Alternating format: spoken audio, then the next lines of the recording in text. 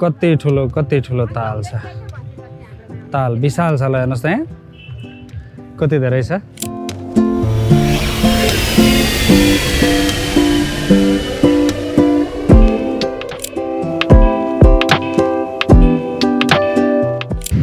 चिमडी बजारमा आइपुग्यो अहिले चाहिँ।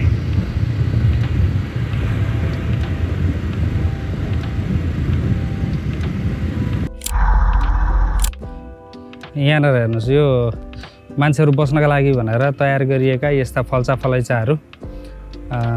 अब यो के लागेको हो थाहा छैन, तर हेर्नुहोस् त सबै भत्काएर अब यो जीर्ण भइसकेको छ। यसले न कसैलाई ओत दिन्छ न कसैलाई छाया नै दिन्छ। यो बेकाम भएर गइसकेको छ। यो उतापट्टि लड्न आँटेको छ होइन। अब यो कुन उद्देश्यले बनाइएको थियो यसरी ल हेर्नुहोस् यहाँ खै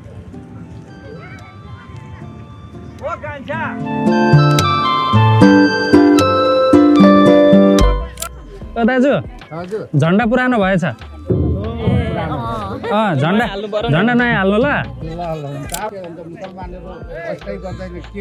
मुसलमान भए पनि जो भए पनि त नेपाली हो नि त। यो पानी मसिनमा थाहै लाग्दैन कति ठुलो ताल छ। के अरे नेपालको त सानो समुद्र हो बर्जु ताल भनेको। बर्जु ताल भनेको सानो समुद्र हो नि। आफै पानी निस्किन्छ। कति गहिरो छ बिचमा? अहिले हामी जुन बसेको ठाउँमा 20 फिट पानी छ।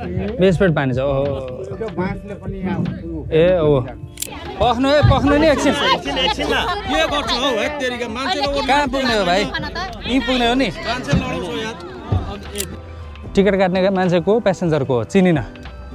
निकै बेर खोज्दाखेरि भेटिँदो रहेछ होइन एउटा त्यो। अनि अर्को चाहिँ त्यो जुन मोटर बोट छ, मोटर बोटलाई पार्किङ गरेर अड्याउने संरचना पनि त्यति राम्रो रहन्छ। एटलिस्ट यदि त्यो संरचना चाहिँ बनाएर मजाले सेट गरिएको थियो भने